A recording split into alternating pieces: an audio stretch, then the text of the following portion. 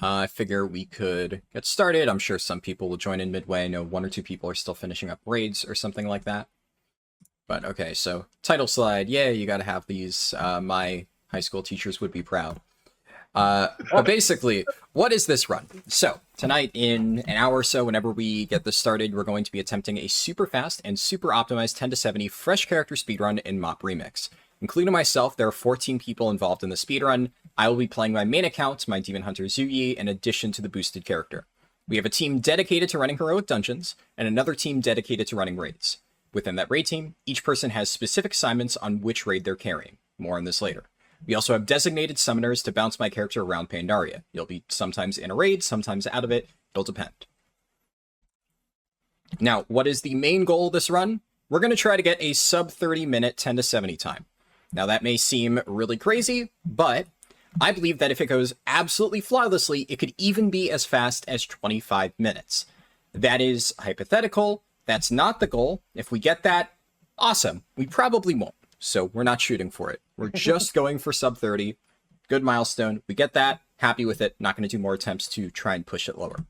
We should be able to get that tonight. I am reasonably confident. If I didn't think we were ready to do it, we wouldn't be doing the run today. If something does go wrong really early, and I'll give some examples later, like bad RNG, we will restart the run.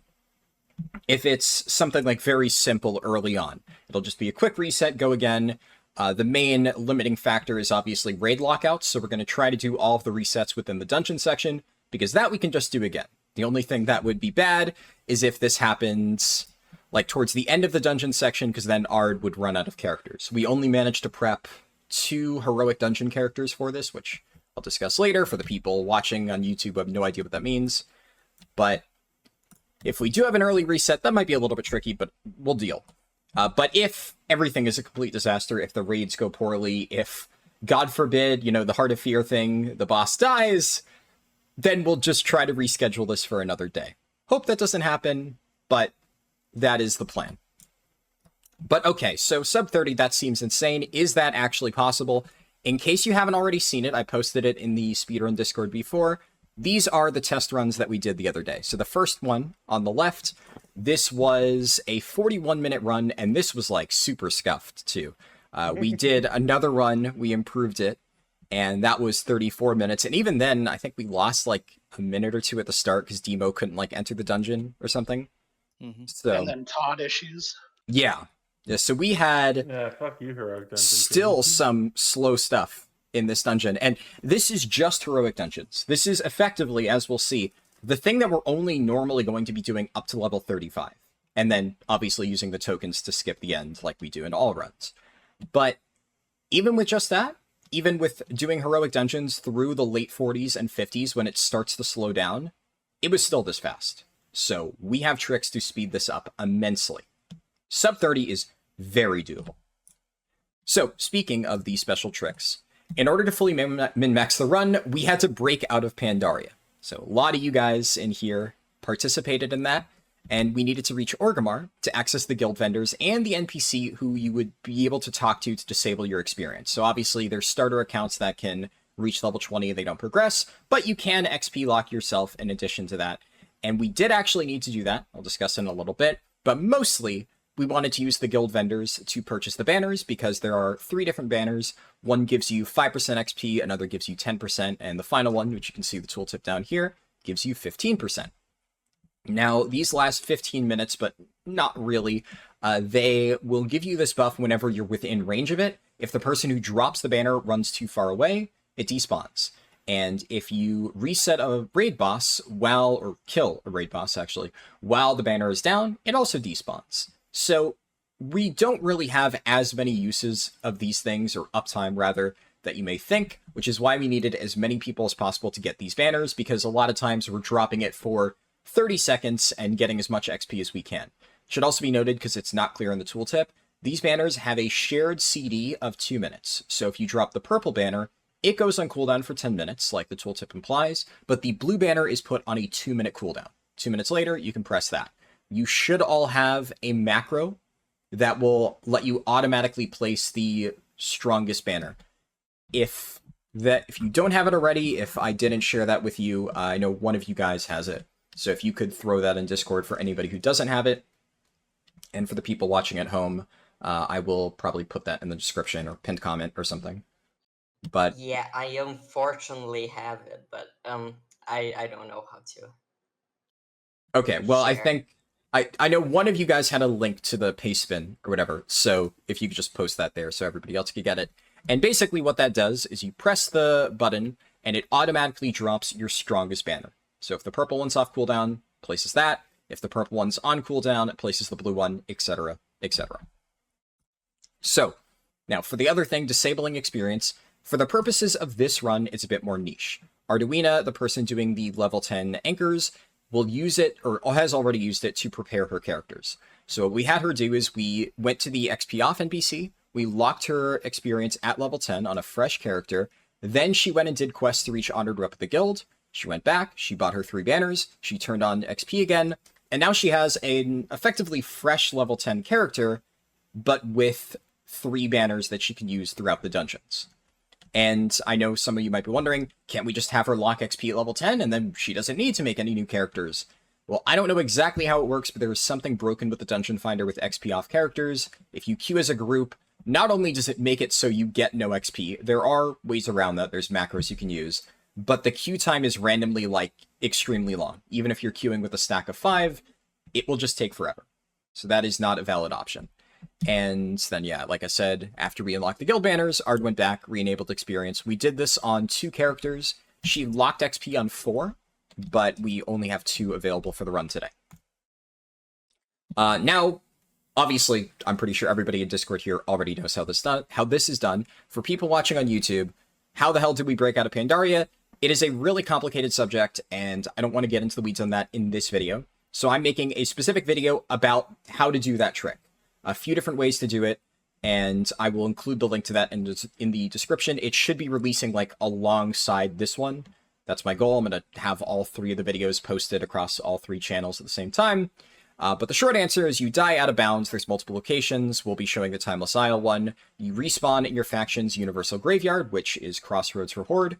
You run to Org. You use a dungeon scenario queue pop to res your character. More detail on that in the actual video. And then you have 10 seconds to do whatever you need to do, like talking to a guild vendor, before you're teleported back. And this trick only really works for Horde and Kalimdor. There are some workarounds. I will probably touch upon the ones that are, like, not bannable, most likely, in the video for Alliance, but they are a lot more difficult to pull off. And next part is, so we only accessed guild banners in the XP off NPCs. I think this is pretty tame, but there's a lot of other crazy stuff that you can do. Without getting into details, without explaining how to do it, there's a lot of third-party software that you can use to make it a lot easier and to do even more broken stuff outside of Pandaria.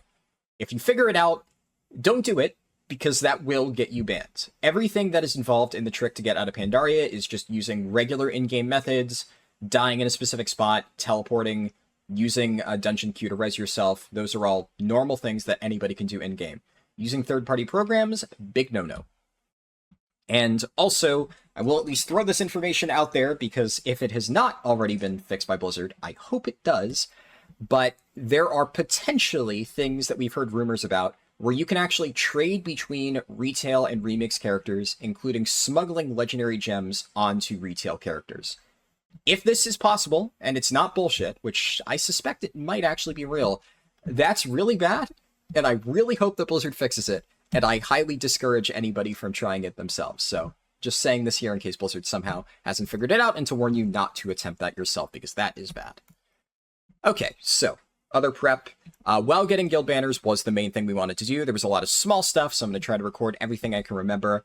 So we practiced every single segment multiple times. We've done a lot of practice runs for this, a ton, for like 3 weeks now.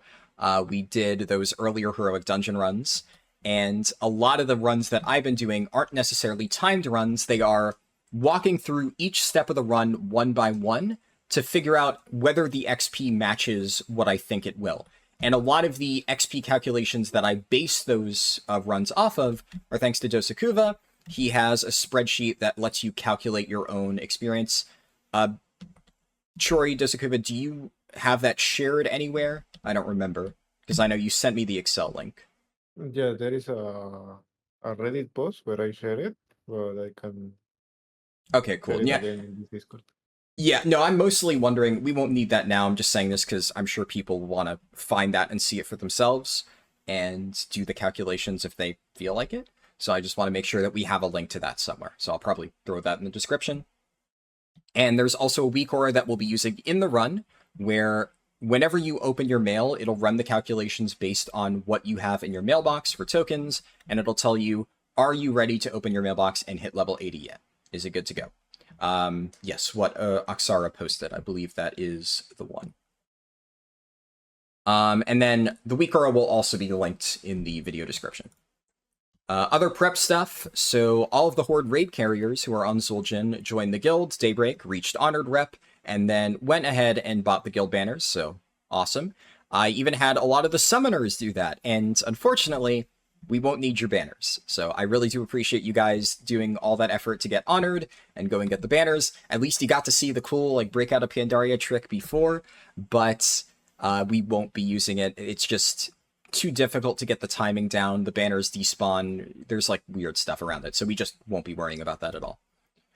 For heroic dungeons, Demo and Zaniola needed to go ahead and farm the Vrykul Drinking Horn from Archaeology. That took a little bit. We had, the whole figuring out how to do that. I bought you guys the rune stones, or I bought Zan a bunch of rune stones, and then we got that sorted. It's needed for one of the major skips you'll be seeing in Scallavance, which I'll explain later on. Then the Battle Horn you can buy very easily. It's actually one of the bronze toys, and that lets you aggro large packs of mobs. We'll be using that at various points in the heroic dungeons. Okay, so also mailboxes. Every single person needed to have either a Huna Perch or Caddy Stamp Whistle. They share a cooldown, so you only need one of them. And throughout the run, I'm going to be calling for specific people to drop it. So I will say, so-and-so, drop your Ohuna Perch, or I'll probably say just drop a mailbox. And you'll just press your keybind, try to have it somewhere easily accessible, and then I will go through, check my mail. This is mostly for heroic dungeons and early on in the raids. So like when we're weaving Mogushan Vaults and the heroic dungeons, I'll have the Mogushan Vaults people drop a mailbox before I get summoned there, so it's already ready for me to look through while you guys are killing the boss. Main goal of this is any experience threads that I miss, either from bosses that I won't be able to loot in heroic dungeons. So obviously, when a demon hunter is clipping through a wall to go kill Dark Master Gandling, I'm not going to be able to reach that. And if he happened to have an experience thread on him, I want to make sure I loot that. And that way I can open my mail and pick that stuff up. Unfortunately, the XP threads that can potentially drop off trash will not get mailed to me, so if I miss one of those, unlucky. But there should be a decent amount of bonus threads that I'll pick up from the mail, so this helps a lot. And the more important thing is every single time I open my mailbox, the weak aura will update and it'll tell me this is how many more heroic tokens you'll need. And by the end of the run, it'll have the final total, and then I'll be able to just refer to that constantly as we do the later stages. So add-ons, real quick. Auto-looter will replace the default auto-loot function. You can blacklist the items. I put the IDs here. This is so that I don't pick up the XP tokens and they will go to my mail. Bulk mail inbox will let me easily search through my mail, so I can search thread of EX and then it'll show the experience threads. I click take all, and then I learn all the XP threads. And then at the very end, I'll search bonus and then loot all of the bonus experience and reach level 70. I probably won't be using Easy Scrap during this run, but it can help me clear my bags a little bit. Narcissus is that thing that people always say, what's the Hourglass add-on? That's Narcissus. It lets you click on that, gives you overview of your character stuff. You can switch gems easily. Really helpful. My slot will help me quickly set up bars in the new character. Honestly, haven't had time to set that up for the run. I'm going to try to do that real quick while everything else is getting set up after we're done with this presentation, but it's like the last on my priority list. I already mentioned the weak aura. We're using another one to automatically accept dungeon queues, and Leatrix Plus, 99% of people know this already, but it is the main thing that handles automation. So accepting turning in quests, and instantly accepting group invites for when I'm getting bounced between raids. Okay, questions. If there's anything I forgot to mention about prep, let me know, ask a question. If you have questions about other stuff in the run, that will be covered later. Do you have a macro to automatically use the threads that you loot from the mailbox, or are you just going to single click one by one by one by one? That is a good idea. I actually do have a macro but I think it is on a different account, so I will get that copied over before the run. Good point. And for like the lower level ones, some of the crit ones will not work, so you just have to throw them out. Oh yeah, that I'm not concerned about. I mean, I'm not even looting all of the threads. It's just the experience ones, and my health is probably going to be a bit spooky towards the end of the run, and we'll cross that bridge when we get to it. But yeah, having a macro to speed that up would be nice. It didn't really slow me down a lot because there's not a lot of other stuff I need to worry about, but it would be a time save, so I should do that. Wouldn't it be easier to just ignore all loot? What do you mean? From actually right-clicking the bosses instead of going through the mail. Okay, so two things. One, if there is an XP thread on the boss and I can easily reach it, then I want to make sure I have that before the dungeon completes. So, as an example, we kill Instructor Chillheart. Let's say there is a 3% XP thread sitting on Chillheart's body. I want to make sure that I have that ready to go so that in 5 seconds, whenever Darkmaster Ganling dies, I'm getting 3% more experience from that dungeon completion. More importantly, though, a lot of times when I am actually looting stuff, it is surrounded by trash mobs. So I'm either going to be already running along, and I will just loot stuff as I go to catch up with all the people running dungeons, in which case it doesn't lose any time at all. Or I take 2 steps to loot. The main ones are Instructor Chillheart, like I mentioned, and Lou Flameheart in Temple of the Jade Serpent. Because in those cases, their bodies will be surrounded by a ton of trash, all the trash from Flameheart before she spawns. We're going to use a Battle Horn at the start of Scholomance to drag all of the mobs from that room in and kill them on top of Chillheart. And as I mentioned before, stuff from trash does not go to the mail. So if there is an experience thread on one of those trash mobs, I need to loot it directly. The moment I leave that dungeon, poof, it's gone. I can't loot it out of the mail. Okay, that makes sense. Yeah. I won't be, like, running around, so, like, Jandis Brav dies, I'm not going to go chase down her body. We'll let that go to the mail. But if it is easily accessible, I try to go and get it, if it doesn't lose any time. Okay, any... go for it. My apologies. Do you want Beard and I to summon you before you start the Heart of Fear trap for the 10% from that? Because I know it gives like 2,200 something at base level 40, or correct me if I'm wrong. Yeah, no, you're correct. Do you think that would be worth it? Like maybe not after you start unlocking Throne of Thunder. Yeah, because so of Animus, but yeah, when you're we're not waiting doing for Animus for the respawn record. there. I don't know we if aren't? you. No? Yeah, Okay, we've gotcha. scrapped Animus resets. I'll talk about that a little Okay. bit later. Gotcha. 1 second. I was considering when to do that. I think that might be a good idea. It kind of depends. So I suspect that before the first Heart of Fear reset, I'll be roughly level 38. That Okay. reset will get me to level 40. And then afterwards, I'll be doing terrace swaps. If, for whatever reason, we overshoot and I am already at level 40 by the time that we're doing the Heart of Fear reset stuff, I will probably just start terrace. But I think that is a good idea. By that point, by the time we're in Heart of Fear, you guys will already be in the raid. And the time it takes to kill Garelon, get back up in time... Yeah, and then we'll have Cadus go in. We can try to do that, actually, yes. I'll try to remember to call for that in the middle of the run, and obviously that's not really a prep question, still a good question, I'll answer it. Yeah. But that will be, I'll correct myself when I talk about that part of the run later on. But okay, any final prep-related questions before I move on? Are you gonna use any pet battle quest? Good question. No. I could not get that set up. I looked into it. It is a fucking nightmare to get that set up on a new account. I'm just not going to worry about it. It basically trivial. I mean, there's multiple times when in our test runs I overshot by like 1 or 2 heroic dungeon tokens, and that's basically like pet battle XP right there. Not even. So I'm not going to worry about it. It doesn't amount to any reasonable difference. It would be like, what, 10 seconds? So I basically just couldn't get it set up in time, or I could do 1 or 2 maybe if I spent hours trying to figure that out right before the run, but no. Maybe in the future, we'll see. I have a thing just real quick. Not so much a question, but just a mention. You mentioned the toys for the mailbox, but you didn't mention the Nightborn, and I believe some people are Nightborn, and also the Valpyra for the summoners. Yes. Volpera, separate thing. I would say rule of thumb, put your camp at Heart of Fear, unless I specifically told you, and I should have DM'd you in particular to say, like, make your camp in this location, which I think 1 or 2 people are doing Throne of Thunder. That, not much to worry about. Nightborn, mailboxes are personal only, so you cannot actually have other people use it.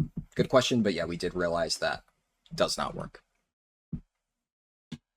Okay, anything else? All right.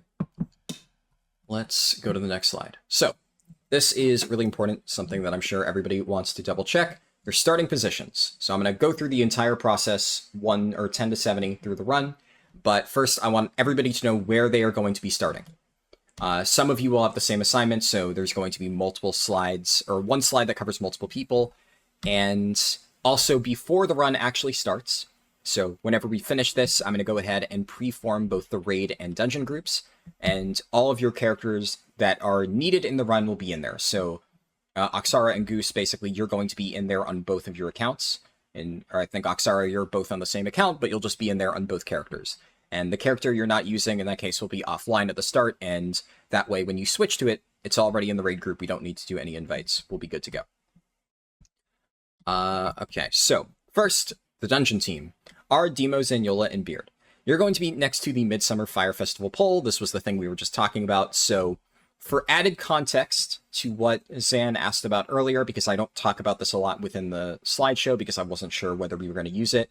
Right now, the time of recording, the Midsummer Fire Festival is active. If you spin around the pole for X amount of seconds, it will give you a stacking buff that gives you 10% mob kill XP. The buff amount, the mob kill you get, doesn't increase. The duration stacks, so every tick gives you 3 more minutes on that buff, which makes it really annoying to get. But theoretically, because a lot of the stuff that we'll be discussing later is mob kill XP, I'm going to have all of you guys at the pole. You'll be ready to summon me there if needed. However, unlike the test that we did, you will not be summoning me at the start of the run, because I feel that that 30-second delay is not worth it. And like Zan said, if we can just get me summoned over there when the mob kill XP matters, then it just kind of defeats the purpose of doing it at the start, especially since the buff takes a while to actually build up.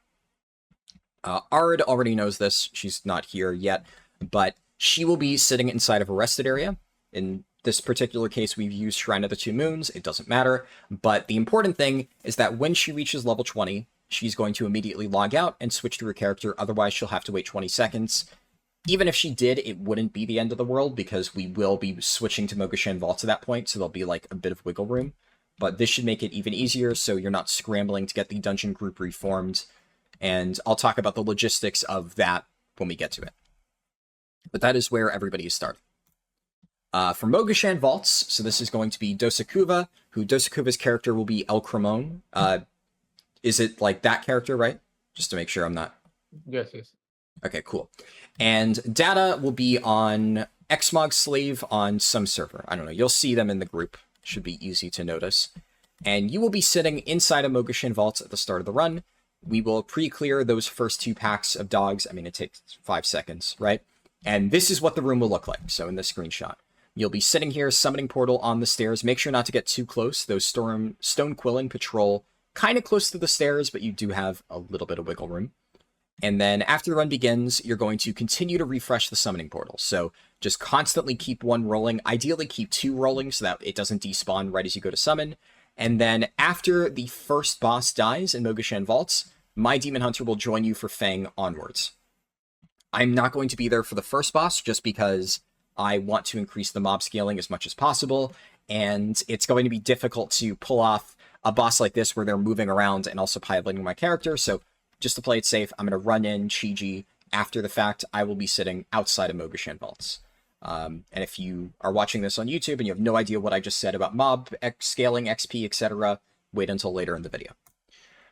Okay, so Heart of Fear team is Valdi, Goose Comics, and Oxara Luna. So you'll be waiting at the first boss of Heart of Fear with all of the trash pre-cleared. I know We were kind of on the fence about whether we were going to leave some up or just get it ready. We're just going to send it like this, with everything prepped. What I will say is, while we're pre-clearing this should be before the run starts, so don't worry about it. This boss in particular will fly right over you after you kill the last pack, and I've had once or twice in an actual run of like raids and stuff where Searing Light procs and tags him.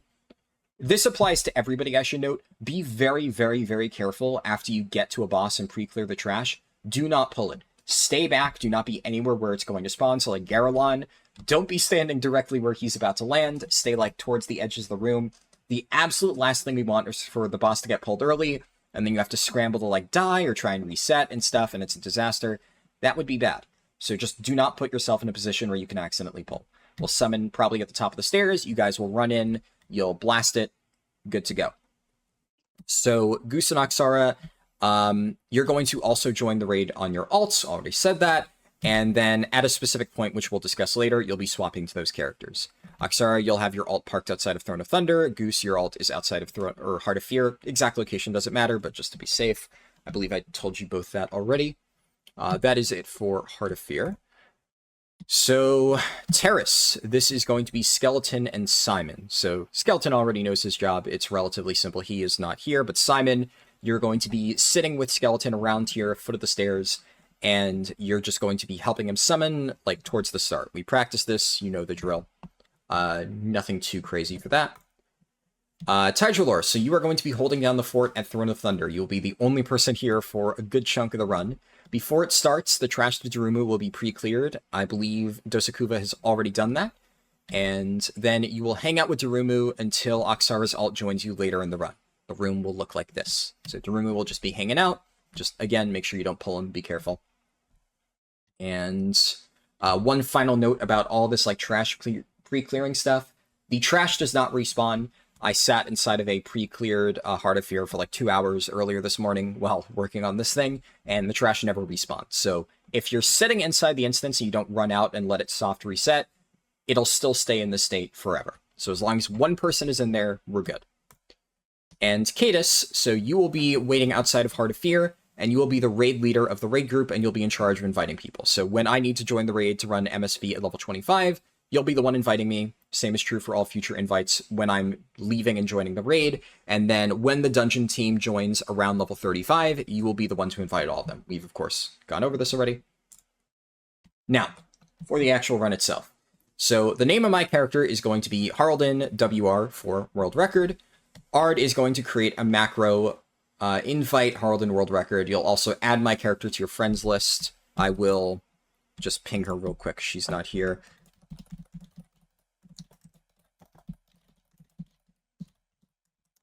Okay, that's something I think I didn't tell her before, so I'm just making sure that she has that prepped. Everything else should be good. And then when she gets the notification that my character has come online, when I log into World for the first time, she'll press the macro. I will auto-accept the invite thanks to Leatrix Plus. Now, before we start the run, Demo is going to pre-type this name into the guild member invite field and then send it the moment I join the group, and I will accept it. And that means that I will be eligible for banners, because something I may have skimmed over when discussing banners earlier is they only apply to people in your guild. So even if you were to get a banner on an off-server character, wouldn't work. At least WoW guilds are still server-specific. We don't know how it's going to work in War Within exactly. We still need to test that. But for now, for this run, it's only the people on Horde Zul'jin in Daybreak, which means I need to be in Daybreak on my boosted character to get credit for that, which is why that's important. So I'm going to complete the very first quest on Timeless Isle to unlock and equip my cloak. Then Art is going to queue for Heroic Dungeons. Make sure before the run starts your role is set correctly, so Beard will be set as a tank, Ard will be set as a healer, Demo and Zan, you will be set as DPS, and my role will default to DPS. Okay, levels 10 to 25, Heroic Dungeons. So, there are 4 dungeons that we are eligible to get at this level, ranked below from best to worst. Scholomance takes roughly 20 seconds, has 3 bosses that will be killing within the run, and a medium amount of trash, mostly around Shellheart, some bonus ones. Temple of the Jade Serpent takes about 35 seconds, give or take. It has 3 bosses that I will get credit for, and there's a decent amount of trash both on the way to Wise Mari and surrounding Lu Flameheart. Scarlet Halls is around the same 35 seconds. That one has a bit more variance, depending on how Fell Rush is feeling that particular moment. And 2 to 3 bosses. Flameweaver Kogler, sometimes if you guys are really fast about killing him, which, great, awesome, we get to the next run faster, but I may not get credit for it, that's fine. And there's relatively low trash. I'm only going to be looting the stuff up to first boss. And then Scarlet Monastery is the worst. That is 55 seconds, give or take. It has 3 bosses, so at the very least, I'll loot all the tokens. And there is a good amount of trash. So, nice little trade-off, but it is still the worst dungeon. Now, Ard's main purpose in this run is to cycle between level 10s. This will prevent us from ever getting Stormstat Brewery because that dungeon is a lot slower. And believe me, it is way slower. People say, oh, it's not that bad. No, it's really, really, really bad compared to the times that we're getting for these 4 dungeons. Now, ideally, in this run, we're going to get a ton of Skullos. Hopefully. Cross your fingers. Let's pray. Now, Jade Serpent, well, I did put it as the second best dungeon. If you get it pretty much every other dungeon, because you can never get the same dungeon back to back, but if you get like Jade Serpent, Scholomance, Jade Serpent again, that could be tricky because then Beard won't have his Touch of Death cooldown off and he won't be able to one-shot Wise Mari. If that happens, that's fine. It's only like a very slight time loss. Beard, you did test runs. Roughly how long do you lose from that? It's roughly about 8 seconds on average for me to Okay. have to wait until the first mob spawns, so that way I can get the 75% and actually do damage to Mari.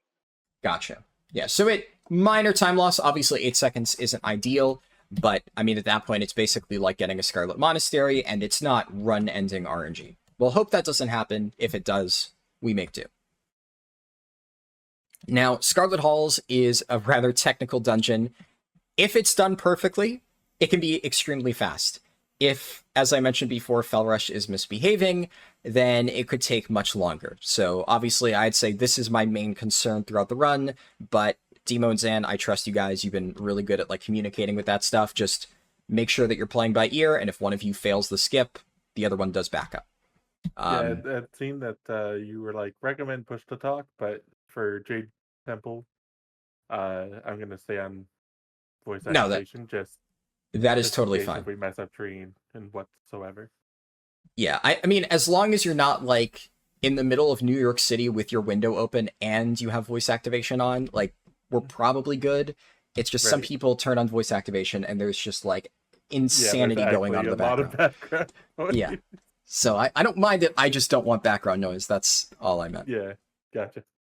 But yeah, Monastery obviously is the worst. If it's our first dungeon, or if we get it a ton in the first 15 levels, we restart the run. Obviously, if it is the very first dungeon, very easy reset. The nice thing is nothing is lost. If it's the initial dungeon, Ard does not lose anything on her character. That's just a very easy go again. And if we get it a lot, that is very much going to be a judgment call on my end. If I feel like we're level 25 and half our dungeons have been Monastery, then before we enter raid, I will say, okay, I don't want to waste the Mogashan Vaults lockout. Let's just restart this again, and we'll just lose some XP from Ard's banners. Worst case scenario. So that is the current plan for that. So, now we're... sorry. What? What's up? Oh, okay, never mind. There's Skullman's notes. I was curious on if I pray to God, right, that Demo doesn't miss the jump to the final boss, but if that happens, do we want to reset it, or should I run back and then attempt it? Like what? When you say what do miss we the think? jump, are we talking like fall into the abyss, miss the jump? I guess yeah. Never mind. Technically, never mind. Ignore what I said. There's a bunch of backups for it now. So. Yeah, you're right. And Yeah, it's way no, faster than that was initially. right. Yeah, I think we've gotten it down to a point where it's Yeah, it's unless fine. you literally fall into the abyss, we're Right. chill. Yeah. Okay. So let's hope that doesn't Uh, happen. Has everyone on the dungeon team accepted my Battle.net friend request? Yes. Yeah, I have. I am not on BNet though. Does it show that I'm online for Frost Okay, Defeat? I see. Yeah, I see you. I see Okay. you, Demo, and Nick. Did you get Music Surgeon? Yes, that's Nick. Okay, yes. Perfect. Okay, so Dungeon General notes. I'm actually going to exit the slideshow because we're going to do some cool stuff here. So Skullman's general notes, I'm in range of all bosses at the start, so this is ideal for checking mail and placing banners. We can just do that on the bridge, and we're within range of everything. Data, so Data asked, do you want us in 369 item level or 476? No, you can use jewelry. Correct me if I'm wrong, I'm 99% sure the scaling is heroic raids only. So I think for normal raids, you can just run jewelry and it has literally no impact. I believe so. Correct. That was only for the heroic raids. Okay, perfect. Yeah, then go ahead and just run your jewelry with burst gems. Okay, so Ard will be placing banners on cooldown in Scholomance. This is the best spot for banners. If I need a mailbox here, I'll call for it. And after Chillheart dies, I'm going to drop down and loot the boss and all of the trash, because there's a bunch of trash in this room, so as I mentioned before, lots of chances to get random XP threads from mobs that wouldn't otherwise go to my mailbox. Now the fun part. So this is difficult to do unless I had an animation, which I'm not going to do a fancy, keyframe animation just for this. So we have the Scholomance map, and we have little icons representing all the players. So I'm going to be playing a druid, so I'm Feral Druid. We have the two demon hunters, Zan and Demo. We have Beard on his Brewmaster, and we have Survival to represent Arduino's favorite spec. I hate you. So I am going to, at the start of Scholomance, we're going to run up to this bridge here. Ard's going to run over here and drop banners and a mailbox. And then for the demon hunters and Beard's going to run over here. You're going to be ready to pull Chillheart whenever. I think, are we still doing the thing where you wait until the demon hunters do the skip? Nope, I am. Seconds. Do you want me to wait 2 seconds now? Because when we were practicing, I just jumped straight into it and we had no issues. It makes it easier. Okay, yeah, I can wait 2 seconds. That's no big deal. Okay. You guys just tell me when to go and then I'll go. He's probably gonna kill Jandis before Yeah. Chillheart, but that's fine. Yeah, so Beard will wait. And then which one of you is doing Jandis, which is doing Genling? I'm doing Ganley. Yeah, I'm doing Jandis. Okay, and so let's say this one's Demo. Demo is going to go over here. He's going to jump into the wall. He is going to Door of Shadows with a Vrykul Drinking Horn, clip out, and I'm not going to get the other map, but just pretend Demo goes off screen. And Ganling is somewhere down there, and he's going to kill the boss. And then, Zan, are you doing the same skip, or are you going to this side? I'm going that side that you have me on right now. Okay. And I'm going to be doing Soul Shape. Perfect. So you're going to run over here, you're going to Soul Shape into the wall, jump up, drop down to Jandis, kill Jandis, and then run into Rattlegor's room and clear out whatever trash you can over here. And then after you guys say you're good on the skip, Beard's going to drop down, he's going to pull Chillheart, Battlehorn, kill all the mobs, and then run over here, kill the trash, go into Jandis' room, kill whatever trash until Ganling's dead, and then we are going to re-queue and be out of there. We're not going to do Lillian Voss or actually do Rattlegor because the RP to spawn him is really slow. Okay, so that is Scholomance. For Temple of the Jade Serpent, this is also, I'm in range of all bosses at the start, so I can just stand at the entrance. And now, ideally, we're going to use banners on Scholomance, but let's say we just got Scholomance while Banner was on cooldown, and Banner just came off cooldown and we got Jade Serpent. I'll probably call for Ard to drop a banner here anyway, not a big deal. Same thing for mailboxes, this is a good spot for me to call for one. Then, after Flameheart dies, I'm going to loot her body and try to get any potential XP threads from the nearby trash around her. And obviously, sometimes Wise Mari will take a little bit to die, so we will sometimes wait 1 or 2 extra seconds just so that when he actually dies, we get credit for looting him and the token goes to my mailbox. And I think I have... Sorry. I have a way that's going to null us having to wait. I'm going to, since I'm not Chi-Jing in any other dungeons, I'm going to Chi-Ji in Jade. Okay. To get yeah. Mari faster. Perfect. That works out. Because, yeah, we've stopped using Chi-Chi in halls, right? Yeah, we stopped using it in everywhere else because the mobs were smacking you a bit too hard. Perfect. Yeah, that sounds good to me.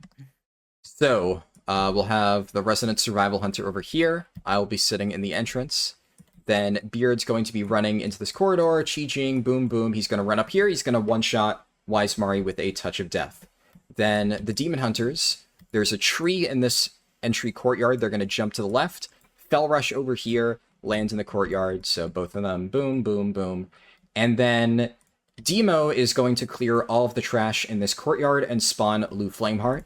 And Zan is going to run over here and stand by the door. If, for whatever reason, Beard is running a little bit behind, Zan, you could attempt the wall clip just to try and get to Shoved Out a little bit faster. But assuming everything's working well, obviously, you know this, but the door should open right as you get there, and then you can kill Shoved Out. Lou Flameheart will spawn.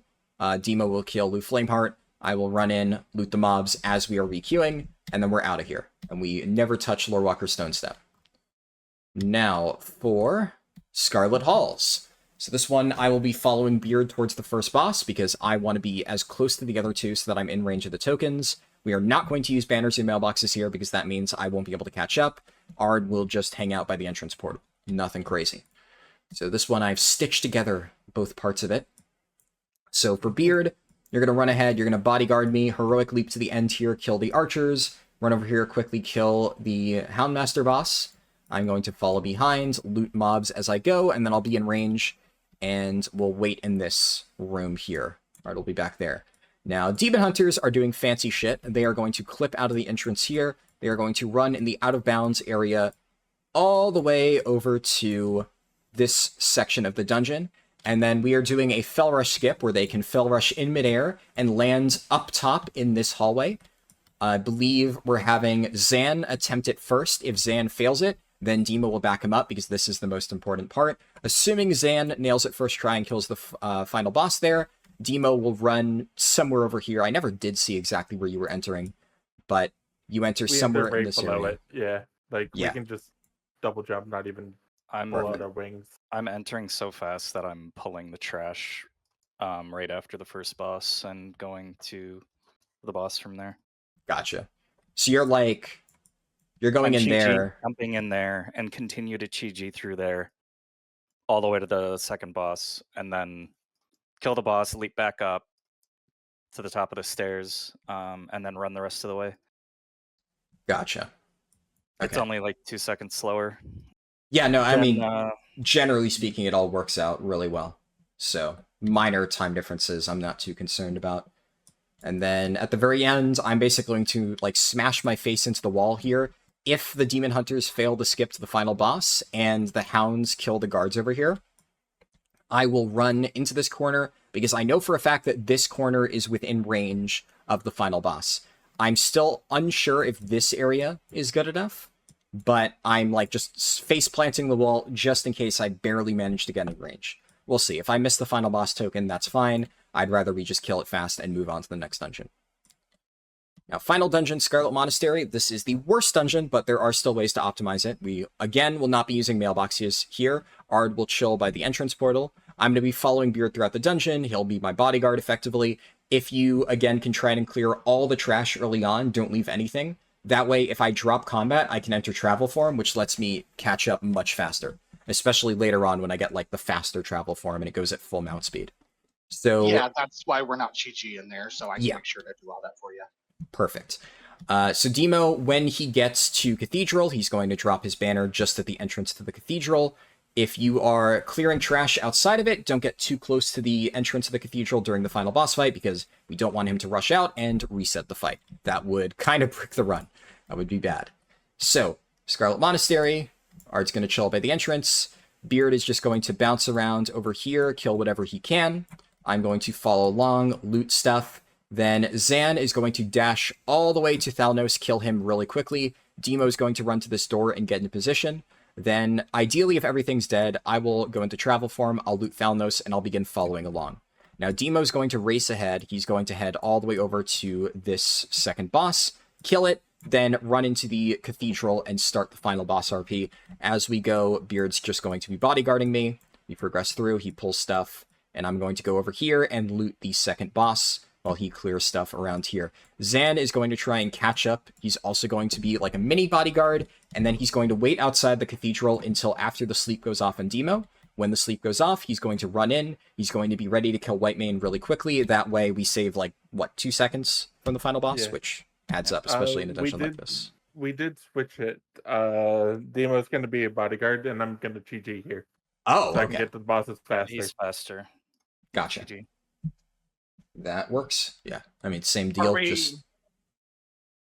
Sorry, are we still going to have Ard do the stampeding roar at the beginning of that last one? The halls. Just No. monastery. No, At the actually, Or, yeah, monastery correction thing. about that, we will not be able to. So something Okay. that we realized is that Relying on because... tinkers. Huh? Because we would have to. Oh no. Yeah, We- relying it's- on tinkers, right? Not just relying on tinkers, because the original plan was to prep Ard's gems and boots ahead of time. What we realized is that you can't even get the boots until you're a certain level. So we wouldn't even be able to prep that. She's ineligible to actually loot stuff like Stampeding Roar. If that was the case, then we could just farm bronze and get her Stampeding Roar in her boots. You can't get that, unfortunately. Okay. So, I mean, it's basically just what we were already doing, right? I mean, if one of you Yeah. guys is able to quickly swap to Stampeding Roar, that could help, but it's not going to Right. lose us any time compared to our practice runs. Yeah. Okay, questions? Anything about dungeons? Even if you're not a dungeon person that way, maybe you have a question that somebody watching on YouTube would have.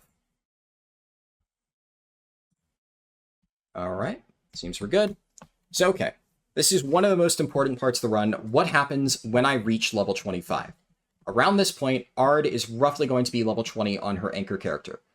The moment that we're about to reach the final dungeon before this happens, Ard's going to leave the instance group. She will pass leader of the group to Demo, so I assume you guys have each other on BNet. If not, become friends. But you're going to pass lead to Demo, then you're going to log out, switch to your second character, and Demo is going to invite you, rather have you added just so it's much easier to get the invites out. When the run finishes, or the dungeon run specifically, all players will leave the instance group, and then I will leave the regular group. I will have a macro to do this. Cadis will then invite me to the raid group, so I'll say, like, Cadis, send the invite. Then the moment that I am in the raid group, Dosakuva and Data need to be ready to summon me. That's why, like I said earlier, make sure you keep those summoning portals rolling. Let me just quickly see... yeah, you're good, Zan.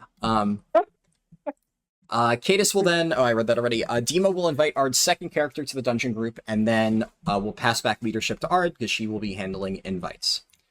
So continued, Dosakuva and Data will then pull the trash before the first boss of MSV and drag it into the boss fight. I told you guys earlier, but Data, you're going left through the dogs. Chori, you're going right through the dogs. You're going to pull them into the boss, kill everything, boom. Then you are going to run to Fang as quick as you can. Obviously, start the roleplay, kill those two first, like, Mogu guys, and then run and kill the trash to start the spawning of Fang. I will then loot the Mogushan Guardians on my boosted character, and then I will enter the raid on my Demon Hunter, which, as I mentioned before, is sitting outside. I'm going to auto-run on my boosted character as close as I can to Fang Trash, and then when I enter the raid on my Demon Hunter, I'm going to use Chi-Ji and try to quickly catch up to the boss. So I won't have Lifestorm or anything for Fang. I will swap to that for any future runs. Then the three of us will kill Fang. I'll loot the boss and leave on the boost character. Ard will then re-invite me to the dungeon group. We'll immediately re-queue for heroic dungeons. A quick note on this for my Demon Hunter. So I'm putting this here because my Demon Hunter's cooldowns do a shit ton of damage, and the scaling is not that bad. I am probably not going to be doing my full rotation with my Demon Hunter. Whenever it is in a raid, I'm going to, like, press Hunt. I'm going to press Lifestorm, and I'll probably press, like, Essence Break, Blade Dance, Eye-Beam, or something. All the big damage buttons, and then that'll be a lot of burst damage, and then I will switch back to my level 25 at this point character to make sure that I don't die to standing in bad stuff, and then I can do everything easily. So I figured that initial burst damage, because I have, like, what, 550,000 threads or something insane on my Demon Hunter, will just speed up the process, even if I won't be able to play it super actively. And that'll apply to all bosses where my Demon Hunter is involved. So after I re-enter the Heroic Dungeon group, Chori and Data will begin clearing Garagel trash. I will not be helping with this on my DH. You guys will be alone on it. Data try to kill the pterodactyl ones because Chori will be on his monk, so it'll be a little bit harder to hit those. I guess Keg Smash can probably reach, but it's easier for a Boomkin. Then after roughly 2 to 3 heroic dungeons, I'm going to leave the dungeon group and Cadis will re-invite me. Same thing as before. For the exact number of dungeons, we'll kind of play it by ear. If we just got, for instance, Scarlet Monastery on the second dungeon, and you guys are still waiting a little bit on Garagel, I will probably just do one more, because then at least we're guaranteed to get one of the 3 good ones. But if we get 2 non-Scarlet Monastery ones, and you guys are almost ready for Garagel, I'll probably just drop and have you invite me. That way we don't risk getting Monastery again. We'll see, just because then the timing would be weird. That is something I will play by ear. Maybe you guys clear trash really quickly, and by the end of like the first heroic dungeon, you're already ready to go. But there's lengthy roleplay for Garajal, so it might take some time. But then when I'm back in the raid group, again, you're going to summon me to Garajal, and I will run over and kill the boss with my Demon Hunter. I'm then going to leave the raid group again. Ard will reinvite me to the dungeon group, and you'll begin clearing trash to Spirit Kings. My Demon Hunter, again, will not be helping with this. Now, this is one change from the original plan. We are not going to be just weaving heroic dungeons and raids indefinitely. We're doing these initial ones because the very first swap in between level 25 and like doing Fang the Accursed and stuff, that is when Ard is switching out her character. So we're going to have a little bit of downtime there anyway. That just makes things a little bit easier. And then we have 24% more experience for all the future dungeons. But one of the main ways that we were losing time during our practice attempts is switching raid groups. So switching from the dungeon group to the raid and then having to be summoned. The thing about summons is they're actually quite fast when they can be pre-sent, but if I'm not in the raid, then you can't pre-send a summon. So constantly switching like that is a little bit slow. So we're only going to do the Garajal switch because that will make the rest of the run a little bit cleaner, as we will see. But ideally, we're only doing those two alternations. Because then, we are going to be spamming heroic dungeons all the way until level 35, and these will be the final dungeons of the run. By the end of those dungeons, when I hit level 35, I should have roughly 42 heroic tokens. I will have somebody drop a mailbox, I will check. If the number is anywhere around 42, even if it's 40 tokens, that's fine, we send it. And I will take an invite or something. If it's like 38 or something, we'll do one more dungeon, and we'll hit 36 or something. That is a little bit flexible. It's just very important that we have 42. That is kind of the magic number based on all my calculations. And I am basically undershooting here. I believe that when I did those calculations, I did not factor in Throne of Thunder to make it absolutely sure that we will get there in time. But I would like to have 42. So, levels 35 to 40. When I reach 35, I will leave the group, I'll rejoin the raid, and this will be for the rest of the run.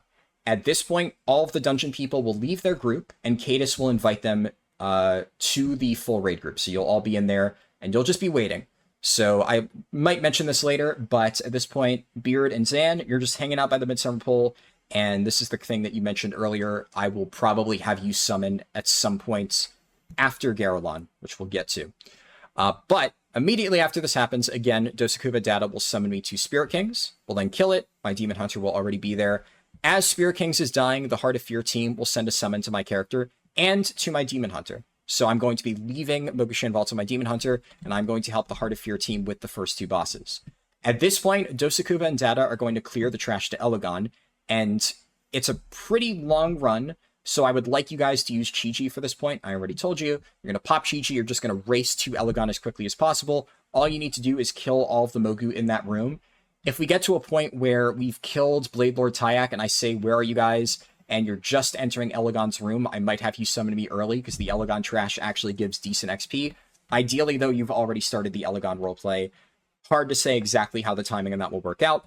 But basically, I get summoned to Heart of Fear. We kill the first boss, Vizier Zorlok, and the second boss, Blade Lord Tyak. And then you guys summon me back to Elegon. One thing that I've been kind of skimming over here, I did hint at it, is when we are all in the raid group, so at this point in the run and onwards, you can send the summon immediately. The moment I am in Heart of Fear, the moment I've accepted their summon, anytime after that, you can send the summon and it's good to go, because I just won't take it immediately. So let's say you guys make it to Elegon, and we're still in the process of killing Blade Lord Tyak. That's fine. Send the summon. I won't be able to accept it. I'll be in combat. But the moment that that boss dies and I loot the chest after Elegon, I'll take it. I'll be ready to go. Or I loot Blade Lord Tyak. You know what I mean. I'll be at the next raid. So you can pre-send at this point, always. There's a little bit of complexity when we get to the reset summons, but we'll talk about that. Most of you have already practiced it. Then this will be the end of Mogushan Vaults. We're not doing Will the Emperor because there's a lot of roleplay in that fight. It's like a 2-minute boss fight, no matter how fast you do it. So, 35 to 40. At this point, once the second boss dies, Blade Lord Tyak, Skeleton and Simon are going to send a summon to my Demon Hunter. Then you will also be sending summons to Dosakuba and Data once Elegon is dead. That will be El Cremone and Xmog Slave. So it'll be a little bit delayed. My Demon Hunter will be first, then 30 seconds later-ish, you'll be sending out those final summons. Once all of these people are in Terrace, Simon, you will leave Temple. or you'll leave Terrace, and you will head outside of Heart of Fear, and just wait. When Elegon dies, Heart of Fear team will summon my boost character to Garrelon. The trash will hopefully be cleared by then, but again, the moment that you can, if you're clearing trash, let's say Red is rounding up all of it, Oxara and Goose, you can just send me a summon the moment Elegon's dead, and we'll be fine. Then Garrelon's going to die. Oxara and Goose, you're going to send a summon to Cadus, and then both of you will teleport out of the raid. Cadus, you're not going to take the summon. You're going to just sit on it for a little bit. Then we are going to get into the very first Heart of Fear boss 4 reset. At this point, it should only be me and Valdi inside Heart of Fear. So, before we get into Heart of Fear resets, which is a big topic, any questions about that entire process? So after that, there will be no more raid invites, right? No more what? No more raid invites? No more raid invites, no. When you summon, or when you invite the dungeon people to the raid, that'll be it. So that's why I'm only having you brought in now, because your job as a raid inviter will already be complete. Cool. Yeah, you won't need to worry about that. Anything else? Will the summoning happen like we first summon your demon hunter, and then we will wait? We need to wait Yes. till we can summon the Honestly, other two guys. The moment you summon my demon hunter, you could just start pre-sending summons, because realistically speaking, Okay. the process of them killing Elegon is going to take 15-20 seconds. A summon lasts for 2 minutes. So you could probably just pre-send the summons. They're not going to be summoned anywhere else. And then Dosaku and Data will just accept the summon after they have killed Elegon, and they'll just head there. And then you'll be waiting there. We won't be doing Terrace immediately. Obviously, I need to be level 40 to access it. So there'll be a little bit of a delay. But I just want you guys in position. Gotcha. Who's going to form the initial raid group? We'll figure that out. Like, I will probably form it, and then I'll just pass you lead. We'll do that after the presentation is done. Get everybody into position. We've already pre-cleared up to Darumu, and the other stuff is like a tiny bit of trash, so it should only take a little bit. Sounds good. All right, any questions? All right. Heart of Fear Boss 4 resets. Fun. So this is the main new strategy that'll be showcased in the run. The ads that accompany Winglord Meldrock will give the same amount of on-kill experience as a raid boss, and they respawn whenever you reset the encounter. This is insane. It gives a ludicrous amount of experience. It is probably the fastest way to level 35 to 60 if you just spammed it, but obviously it's a little bit muddy when you include the banked heroic dungeon tokens, but either way, including it is just a no-brainer. Now, this screenshot here, you can see just, like, some of it is cut off. I took this from one of the messages that you sent me, Chori, and this is, I think, right around level 35, the amount it gives, but it scales pretty well into the later levels. It only stops scaling really well after you hit 60, which is why ideally we want to skip 60 to 70 with tokens, because Heart of Fear resets kind of fall off at that point. Now, a little bit more info. So to properly handle these boss resets, we're going to have our one carrier use Oblivion Sphere and Vanish. You should remove any proc tinkers, Mark of Arrogance, Wildfire, Explosive Barrage, Hailstorm, etc. You're going to aggro the boss, you're going to drop a sphere, AoE the mobs. When they all die, you're going to vanish and reset the boss. If you have pets, the Vanish will fail. If you have any persistent effects, Volley, A-Bomb Limb, Immo Aura, there's a few others, but anything like that that tags the boss after you go invisible, the Vanish will break. And it is very, very easy, if you are not careful, to accidentally kill Winglord, and that completely fucks it. We can't do more resets if the boss is dead. So be very careful. This is why I say remove any tinkers like Mark of Arrogance, Wildfire, etc. The last thing you want is to brick the run because Winglord dies.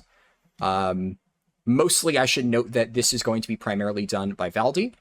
We might bring in Skeleton at the very end. We'll see. Now, we're only going to be using one player for these resets because we want to maximize raid XP scaling. What's that? Well, raid XP scaling is fucked. Something is broken with the amount of kill XP that mobs are giving in raids. The more players that you have inside of the instance, the less XP that you gain, exponentially so. In many cases, it won't matter. So like Garajal will give 190 experience, which is peanuts. So having 4 players to kill Garajal doesn't matter because getting 100% or 50% normal experience from him is irrelevant. Who cares if we're losing 100 XP? Doesn't matter.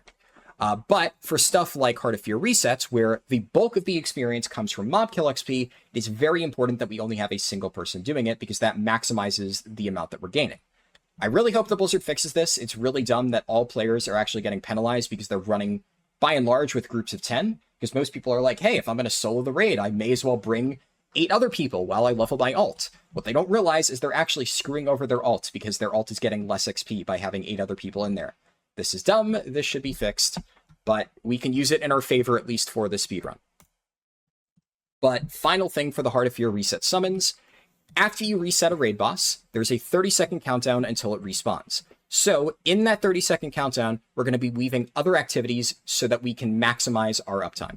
So to do this easily, Goose Comics and Cadis, you'll be using your monks. You already have practiced this, you know the drill, but to explain it, when the boss resets, Cadis, you're going to take that summon that we sent you back on Garalon, because all of this, despite the explanation, will be happening in the course of 30 seconds. So you're going to get the summon, you're going to wait, we're going to do the first boss reset. Then after the boss resets, I will get summoned to Terrace the Endless Spring, which, you know, next line, Terrace team will summon me to that raid, and then we'll kill the first boss.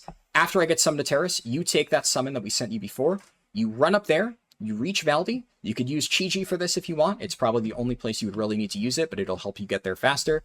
Valdi's going to drop a closet. You're going to summon Goose Comics' alt, which will be fittingly named Goose Com, and then you will summon my Boost character back. Goose will not take the summon. Then first boss of Terrace is going to die at this point. I will take the summon back. We'll do another reset. Terrace team will pre-send a summon for boss 2, etc., and then Goose and Cadis will alternate. The main reason we're alternating instead of having one person do all of it is because Zen Pilgrimage is a 1-minute cooldown. So this way, immediately after sending out your summons, you Zen Pilg out, you're out of the raid, the mobs are scaling to their maximum amount, and then the other person will always have theirs off cooldown in time.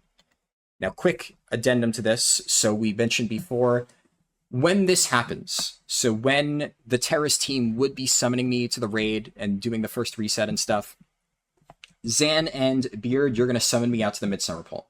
So basically, right as Garalon is being pulled, I'll call for a summon. We're going to kill Garalon. I'm going to loot Garalon. At this time, Oxara and Goose are going to be sending a summon to Cadis.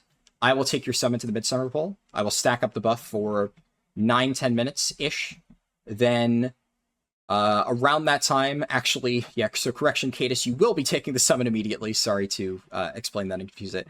I'll be stacking up the pole. You'll be taking the summon immediately. Oxara and Goose will be teleporting out. You'll run up there. You'll help Valdi summon me. I will take the summon to the Heart of Fear boss.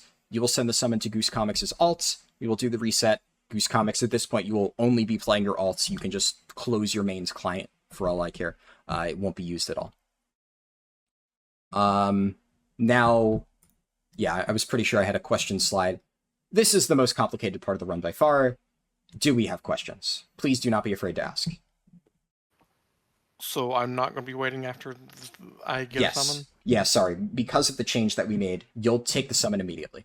And then I will get summoned out to Vale of Eternal Blossoms for the poll, and you will just immediately catch up to Valdi at the boss and summon me there. You can still use Chi-Chi. I'll be summoned to the first boss or the third boss? You'll be summoned to Garalon. Okay. Yeah, so Oxara and Goose will be summoning you to Garalon. Valdi will probably already be running up the ramp to reach the fourth boss, so you'll pop Chi-Chi, catch up with them, then you will send me a summon, send Goose Comics' alt to summon, and we'll just continue the resets from there. I take it the path is obvious? Yeah, that'd be big ramp. Hard to miss. Just making sure. Yeah. No, you're good. Any other questions?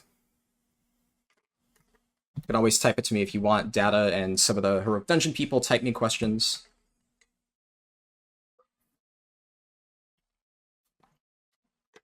Okay. Taking a sip of water as I wait. So, levels 40 to 50. We're close to the end now, but at this point, we're going to be weaving Heart of Fear resets and Terrace boss kills. So it is likely that I will hit 50 by the end of Terrace the Endless Spring. If that doesn't happen, we will either do one more reset, or if I'm like 2 bars away from hitting 50, I will just consume 1 Heroic Dungeon token. Won't matter. Now, this is before level 50, so we're backpedaling, right? When Oxara and Goose send that summon to Cadis and teleport out of Heart of Fear, you're going to teleport out, and then you're going to immediately log out Oxara, and you're going to switch to your alt, which is sitting outside of TOT. You're going to enter the raid, and you're going to catch up to Tydralor. When you get to Tydralor, you're going to send a summon to Demo, who's playing Bye Bye Bye, the Demon Hunter. Then, after Terrace finishes, which this will be 5-ish minutes later, maybe 3 to 5 minutes. We're going to send a summon out to Dosakuva, El Cremon, Data, Xmog Slave, and my Demon Hunter, Suyi. Then after all of those people, Demo, Dosakuva, Data, and me have been summoned to Throne of Thunder, Tydralor and Oxara, you will teleport out of Throne of Thunder. That means that the scaling will be at its best, so we'll get more XP from those bosses. And Skeleton isn't here, but he will be on standby after Terrace finishes, because I will probably bring him in for the very last reset or two. So, levels 50 to 60. Valdi is going to continue to perform Heart of Fear resets as normal. Cadus and Goose will continue alternating, helping with summons. Once I reach level 50 and I finish the current Heart of Fear reset, so if I'm like 49.5-ish, we might just do one more. I'll hit 51, then we'll go into Throne of Thunder. Play that by ear. But then I will be summoned to Darumu, then the boss will be killed. Then I'll be summoned back to Heart of Fear, we'll do a reset, we'll get summoned back to Primorgus, kill that, loot the boss, I get summoned back to Heart of Fear. The only thing here, and I'm not 100% sure if we will do Animus, it might be that like by the time we kill Primorgus and do one more Heart of Fear reset, I'm already good enough to open my mail. It's ballpark when this is going to happen. If anything, Animus might be the very last thing we do. We'll see. But do not kill the trash to Animus. So if you remember, kill Primorgus, you go down the hallway. There is like a staircase up, and then it wraps around. And then there's a doorway where when you open it, 2 guards run at you. And the ritualists are like, stop it! The Animus must not be freed! Do not open that door. Drop a summon thing right outside that big metal door. We're going to summon me there. Open it up, kill all the ads, and then we do Animus. If it gets used. We might not actually use it. We'll see. But this is basically the end of the run, the last few steps that we'll be doing. We may end on a Heart of Fear reset before Animus, as I said. Now, for the very end, when my weak aura says that I am good to open my mailbox, I'm going to either drop a mailbox or have somebody else drop it for me, so be ready. I will specifically not call for Valdi to drop a mailbox at all during the run in case I need a mailbox from them.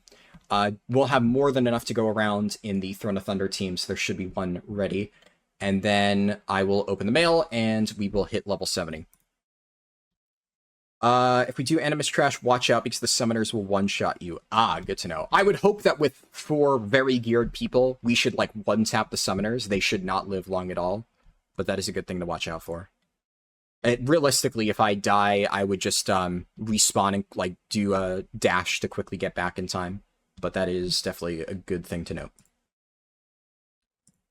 And closing notes. So that's everything that we need to know for the run. But you know, a lot of people are really excited. You're probably a little bit nervous too. Let's try to keep Discord very clear. Throughout this presentation, you guys have been awesome. So I'm, happy about that. If you do have something very critical to say, like you need to make a really important call out, don't be afraid to say it. Like Zan said earlier, he's going to have voice activation on. That's totally fine. Just no idle chatter, no distractions. We want to be focused. I mentioned before, push to talk. That's what Zan was talking about. If something does go wrong, or if you make a mistake, don't freak out. Don't be like, oh my god, I'm so sorry. I can't believe I fucked it up. Silence, right? Fuck up, crap. Just think to yourself, crap, right? Don't say it out loud. And just, we'll roll with it, right? Slight mistakes are bound to happen.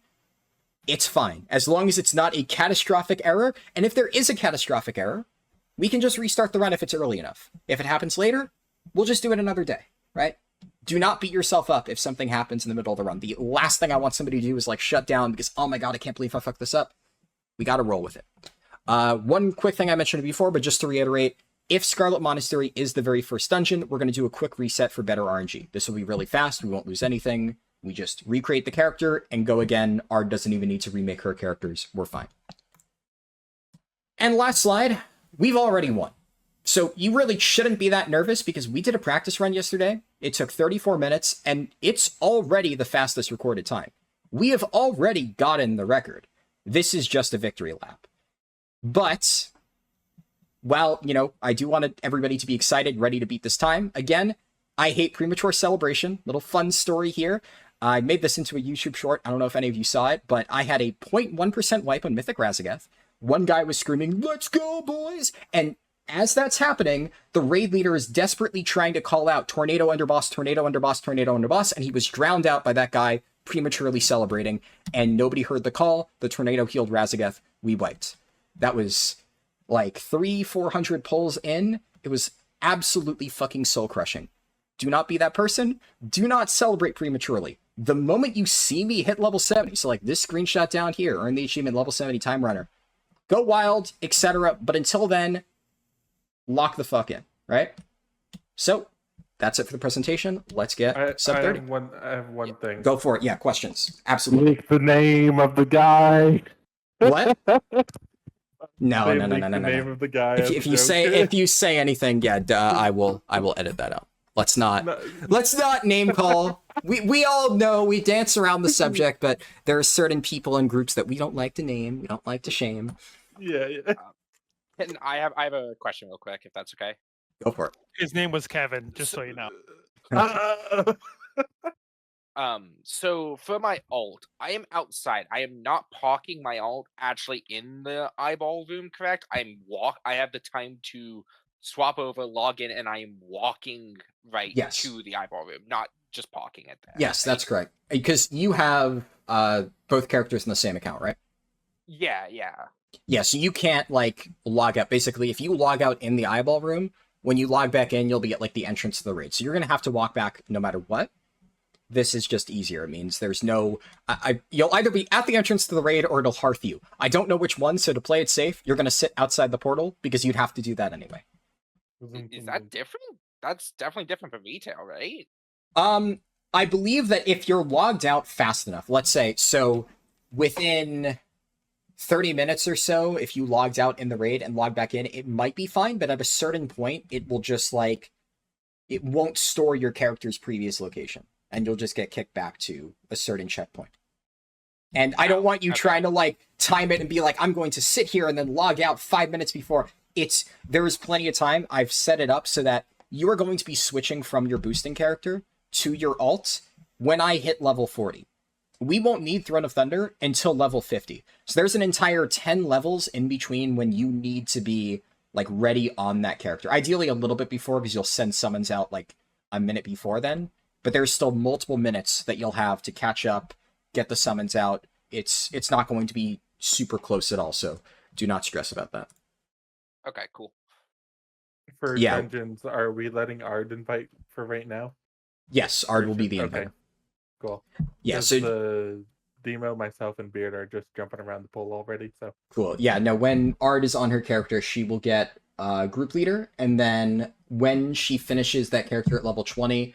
She's going to leave on that character, switch characters, she'll pass lead to Demo. Demo will invite that character when she's in the group, pass lead back to Ard. Sure. I have one question. Oh, sorry. You can say it first. Oh. Okay. So like, who is going to be the person that is going to invite me and Skeleton? What do you mean? That's right. Because are we going to be in a group? Okay, yeah, I think I understand the question. There is going to be one gigantic raid group. So everybody who is doing raids, you will be in the same raid, just in different locations. So we'll have all, like, what would that be, like 10-ish people in the same group, including alts and stuff? So the same raid group will be in different places? Yes. Yeah, so you don't need to worry about invites at all. You're just going to help Skeleton do summons to Terrace. Okay, I was just wondering. Perfect. Yeah, no worries. Yeah, Cadus will be in charge of any invites in and out of that one gigantic raid group. Data said, are you going to stream the run in Discord? Yes, I can do that. If that will make it easier, I could definitely do that. That will make it I have a question. What's up? As soon as I get invited to the raid, I join thought and go to the room of walking or what? No, so Dosakuba has a lockout already prepped. So right after we're done with this, when we form the raid, we are going to get you inside there. We'll already have the lockouts. You'll just walk in, you'll teleport close to Darumu, and then you'll be in position. Okay. Yeah, you'll have lead at the start, and we'll enter Throne of Thunder there, Dosakuba, and then once that's set up, we will get everybody else invited, and then we will pass lead. So I will have you invite me there. Okay, perfect. Thanks. All right. Any other questions?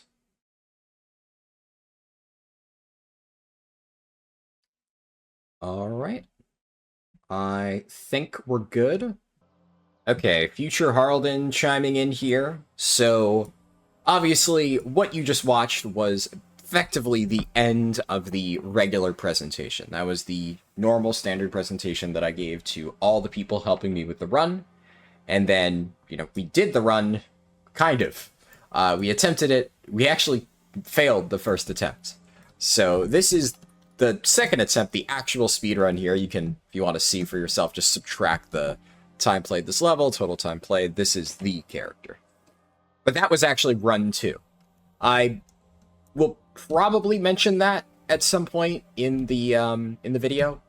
I don't know, but I wanted to basically add this at the end here as a little bit of additional context, because once I stopped recording and we did the run and then it failed and we did some adjustments, we made a few minor changes that I wanted to clearly communicate here. Now, first, one very important thing that I just completely forgot to talk about is why I picked a troll.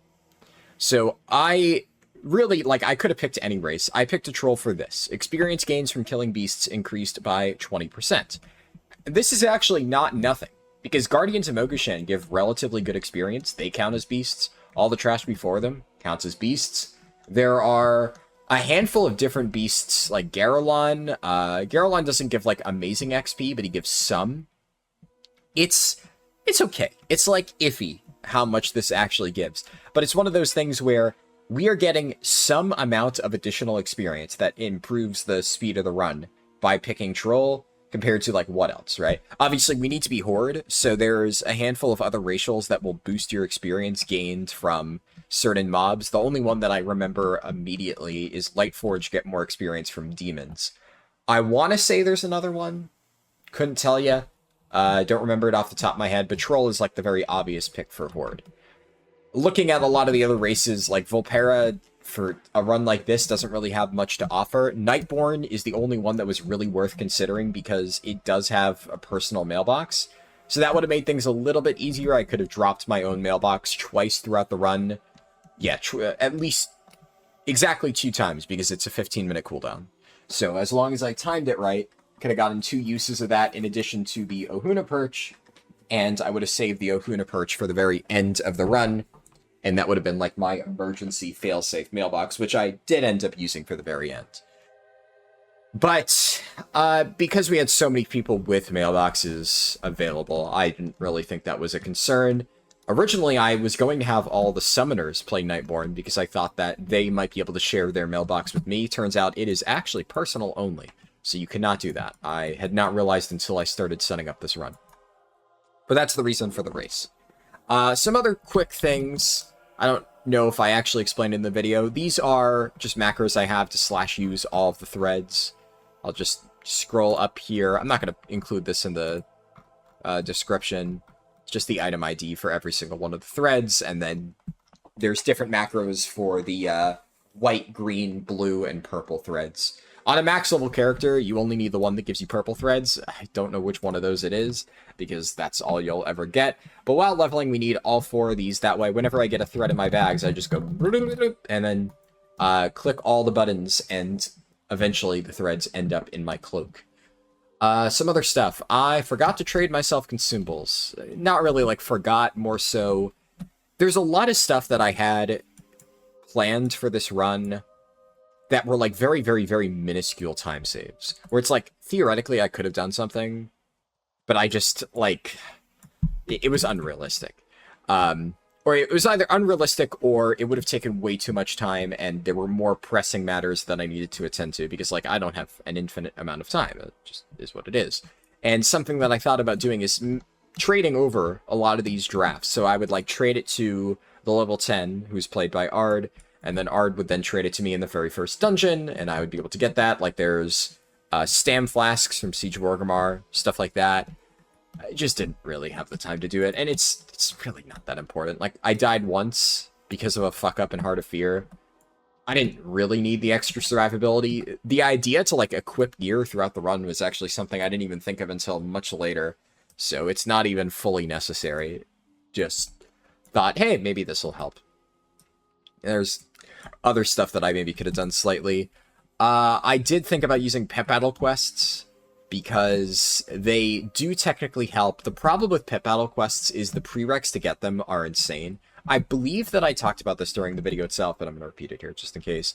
But it is absolutely ridiculous how hard it is to get those unlocked. You need to do all of these stupid fucking things like Legion intro, BFA intro, just to get the quest to work properly. And then you have to do every single pet tamer. And obviously it's a brand new account, right? So you have to level up your pets. It's like, I only got my pets up to level 10. And I got that far into the chain, and then it was like, okay, now go defeat the elite trainers all the way across the world. And I was like, okay, fuck this shit. Fuck this. And then I would have had to do that, finish doing it on Horde. Then I would have had to go and do it on Alliance, and do that to unlock all the fucking pet tamers, and I just cannot be fucking bothered. Oh my goodness gracious, I do not care. It is such a massive pain in the ass. It's, it may have saved, like, a little bit of time. It's really hard to say. The best place to use it would be, like, as an emergency if I fail to hit a breakpoint, like in some of the cases where in the actual run I was barely short to reach, like, Terrace, or barely short to reach Throne of Thunder, could have popped them, got into the next level, done a quick Throne of Thunder boss while waiting on a Heart of Fear reset. But I don't know, it's so hard to say. We already kind of overshot by multiple raid XP tokens. And that's because I actually did all my calculations for this run, like the 42 Heroic Dungeon magic number, was based on no Throne of Thunder bosses at all, actually. And maybe, like, I should have calculated those in to get, like, a more refined number, I think, in that case. It's really hard to say, though, because there's this very weird trade-off in the run where you have more... If you do more Heroic Dungeons, then you will be able to access the raid ping-pong strat earlier. I don't know if I actually called it the ping-pong strat. I think I talked about weaving raids and stuff, but in our, like, general discourse around this run when talking about it as a team, we've always called it the ping-pong strat, which I think it's fun. You're ping-ponging between raid Heroic Dungeon, and then Mogushan Vault's Heart of Fear, Mogushan Vault's Heart of Fear, Terrace. So when I was, like, visualizing the run on, like, a structural level and, like, trying to figure out how we're going to do this, my mental image was, like, my character being, like, ping-pong between two raid groups, just bouncing back and forth between them as one boss was dead. And that is kind of how I described it to get other people to understand the strategy that I was going to be using for this. So for that, it's like, if you do more Heroic Dungeons, right, and you get to a point where, let's say you're at level 40, you could theoretically, like, do a 3-player ping-pong between Mogushan, Heart of Fear, and Terrace. In this case, it wouldn't have really worked out super well because I have a limited number of people, right? Like, obviously, if I had an infinite number of players, I would have had a 10 stack on Terrace because those bosses give Dogwater XP. I probably would have had 5 people-ish on Heart of Fear and Mogushan Vaults just to erase those bosses. It depends, though, because, like, technically speaking, if you have 2 to 3 people who have insane cloaks like my Demon Hunter, the boss is going to die in, like, 3-ish seconds anyway, no matter really what you do. It's just how long does it take for Lifestorm to finish. The only issue with this run is, and I wasn't going to say this in the PowerPoint, because, like, you know, when I'm giving it to the raid team, it's a little bit tricky to say. And, like, I don't say what I'm about to say is, like, an offensive thing, but a lot of these people don't have amazing cloaks, right? Frankly, some people mentioned, like, Goose Comics and Oxara. While I really appreciate them stepping up to the plate and helping with the raids, initially I was never planning on using them for the raids in the first place. We had a few other people that we thought might be able to help with the raids, and, like, their scheduling didn't really work out. And then when I started restructuring the summoning network, I realized that we didn't need quite as many summoners as I thought, because the original plan was to just have one extremely powerful character carry each raid to benefit from XP scaling. But then when I actually went down and wrote the numbers for every single boss and trash mob, etc., I realized that a shit ton of raids, Terrace especially, really don't give that great XP. And the only thing that we really needed to solo was the Heart of Fear resets. And at that point, I realized that we can stack more level 70 characters, and by stacking more level 70 characters, we also don't need as many summoners, because those level 70 characters can act as summoners. And then it just so happened that Goose Comics and Oxara had decently geared, like, max item level and, like, semi-high threads characters. But their overall damage was not, like, extremely incredible. Like, in most cases, and no knock on them, that's just how Remix works. right? Like, my Demon Hunter is going to do as much damage as 20 of them combined, and probably still gap the hell out of them. It's why whenever I carry a Mythic SOO, my Demon Hunter is just the top damage, and the next highest is probably another Havoc who's doing half my damage. Big Cloak will get you really far, especially for Havoc, which just does crazy good damage. But they still helped increase the kill speed, so I eventually decided that for the amount of experience that most of those mobs were giving, the increased kill speed just mattered more to save time throughout the run rather than a trivial amount of additional mob kill experience, which is why I decided to overstack those raids. If I had more people, I would have stacked it even further, but you got to work with what you have, and especially for a run like this where I'm already working with 13 other people, it's just incredibly difficult to find so many people to coordinate their schedules to do something like this. It is a ridiculous feat. It is the hardest thing that I've ever done. I'm going to be completely honest. So it was a lot. And what else was I saying? I guess another thing that I could throw out there, before I forget, I showed macros. I didn't show this macro. This was the macro that I used to leave groups. So when I was leaving the dungeons, I would press this button. I had it over there. I took it off so I don't accidentally hit it now that I'm level 70 and it doesn't matter. But I took that off. I leave the group. And that way, Cadis can immediately invite me. We had all the inviters use macros to invite, so we had people with /invite, Harlden World Record, all that stuff. That way, the entire process was automated. I have Leatrix Plus settings to auto-accept invites from friends, and it also includes people in the guild. All of that stuff was really, really, really well-tuned. So the interesting thing about, like, mob reset stuff in Heart of Fear is that we actually discovered that Dark Animus, you can kind of see this when we kill it in the run. And I think somebody brought it up earlier in the presentation, but I'll repeat it here. But Dark Animus actually functions basically the same, in that every single one of the little animal golems gives full boss kill experience. But that one is very weird, because technically speaking, there are more total golems in Dark Animus than there are mobs in the Heart of Fear 4th boss. But you can effectively pull off a Heart of Fear reset in like 8 seconds from start to finish. That's really fast. And that means that, generally speaking, you're able to immediately move on to the next thing. It's really quick. The Dark Animus reset, which we did practice a little bit, the best combination that we managed to get is Dosakuva, who is El Kerman in the run, managed to get fairly consistently like either 10 to 12 mobs, depending on RNG, in a single reset, and he got it to like 15 seconds consistently. Sometimes when he was going to reset at the 15-second mark, 1 or 2 would just be like a little bit away from death, and he would miss it. But that was like the most consistent method. A lot of times, in order to kill those, wait for the new golems to respawn, kill those golems, and then kill them for XP, it was just too long. After you killed them, the reset would just be like 30 seconds. And at that point, you're wasting an additional 15 seconds for like 5 more mobs of experience. It just wasn't worth it. We didn't want to do that. So the Dark Animus resets are a really interesting alternative. I feel like if Blizzard does somehow nerf Heart of Fear reset, either you're just going to spam heroic dungeons, which realistically, like, it's really tough because with the team that we have doing these heroic dungeons, I showed at the start of this PowerPoint, but we managed to get a 34-minute time. And we actually lost about like 1 to 2 minutes on that 34-minute time. I don't know if just heroic dungeons could have achieved sub 30. I definitely don't think it could be quite as fast as the perfect run that we have set up here, because I think if done absolutely flawlessly, this run could have been 25, 26 minutes-ish.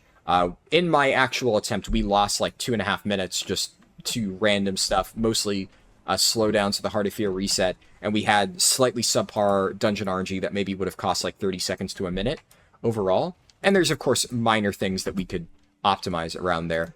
But overall, I think that you can get an extremely super-duper optimized run using this strategy.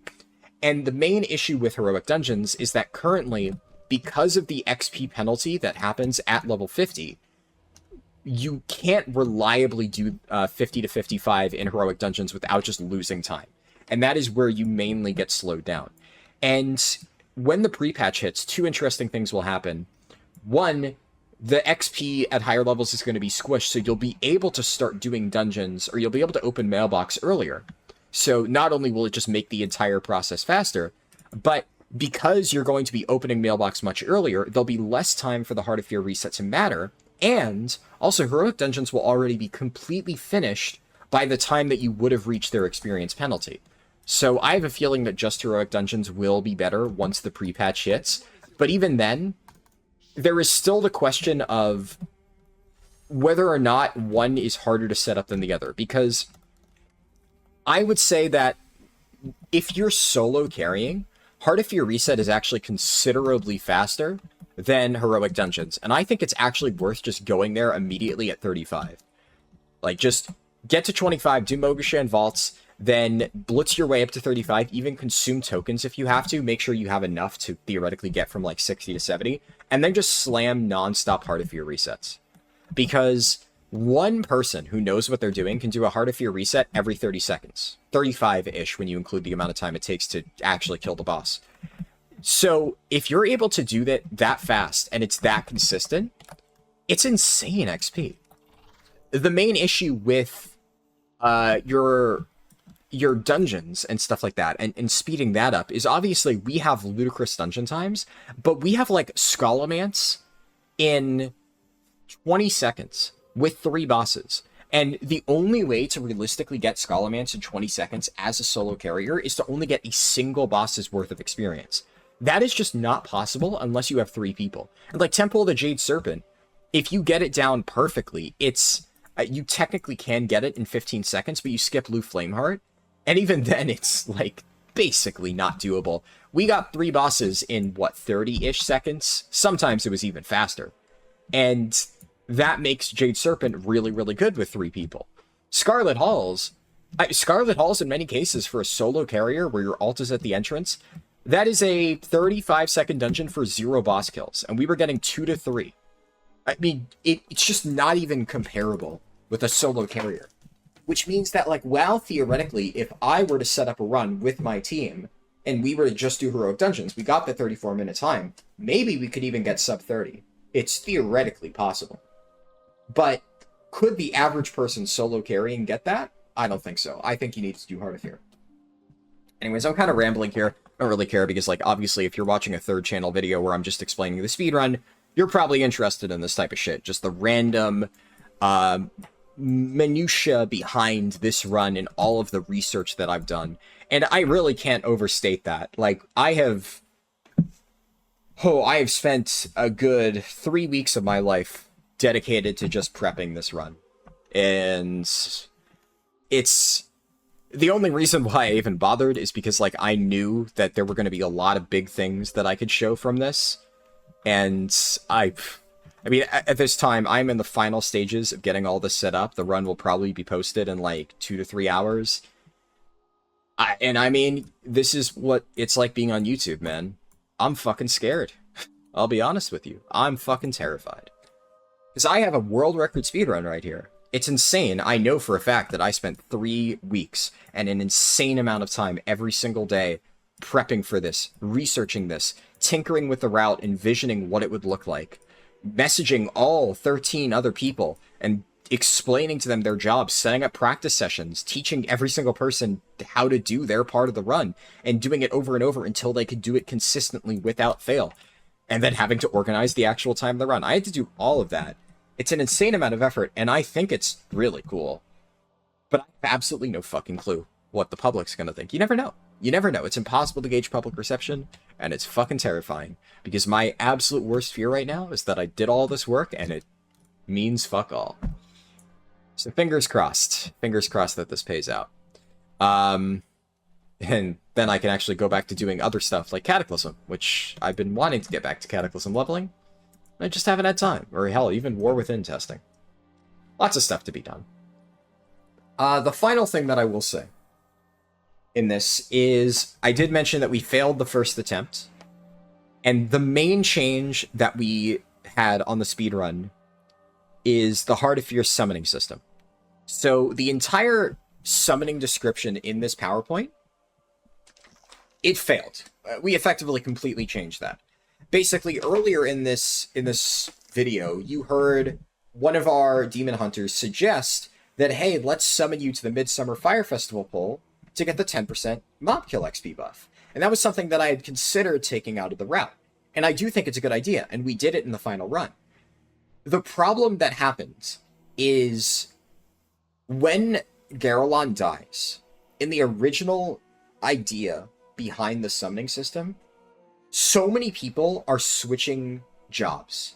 We have one person going to start the Heart of Fear resets. We have another person getting summoned in to help with the initial Heart of Fear reset summoning. We have multiple people getting summoned over to Terrace the Endless Spring to get into position for that. We have 2 people leaving after Garelon. One of them is switching characters, getting ready to help with Heart of Fear reset summons. The other is switching to their alt account, heading to Throne of Thunder, and then sending out summons in Throne of Thunder. And at the same time, I'm getting summoned out of Heart of Fear, grabbing a buff, and then within a short period of time, I need to get summoned back in. That is a lot that's going on in 30 seconds. So effectively, what ended up happening in the first attempt of the run is one of the people in Heart of Fear just got confused, I guess, and they were just like zoned out, holding W, running up to the 4th boss. And I had to call multiple times, stop running, where are you going, where are you going, where are you going, get back here. You're supposed to be helping summon right now. And they're walking, right? And I saw them stop and kind of like turn around as I got a summon to the Midsummer Pole. So I'm like, okay, well, let's hope that they get back here and send the summon. I accept my summon to the Midsummer Pole, I start stacking up that buff. What ended up happening is probably all people's jobs, and again, extremely complicated part of the run, I don't blame them, right? And we addressed this after the fact, we solved this problem. Basically, all people assigned to that part of the run failed simultaneously in the most catastrophic way possible. Like I said, one person got lost and just started running ahead when they weren't supposed to. Then, when they finally met up, the 2 people that were supposed to summon the summoner, in this case, Cadus, they were supposed to summon Cadus to Heart of Fear. They summoned the wrong person. They summoned Bye the Demon Hunter when he was waiting to get a summon to Throne of Thunder, and he didn't realize. So he just took the summon, and then he's like, why the fuck am I in Heart of Fear? And then he had to teleport out of Heart of Fear. And then the problem is, the people who sent the summon to Bye just assumed they got it right. So they sent the wrong person the summon. They then teleported out of Heart of Fear. And then when I said, what the you guys summoned the wrong guy.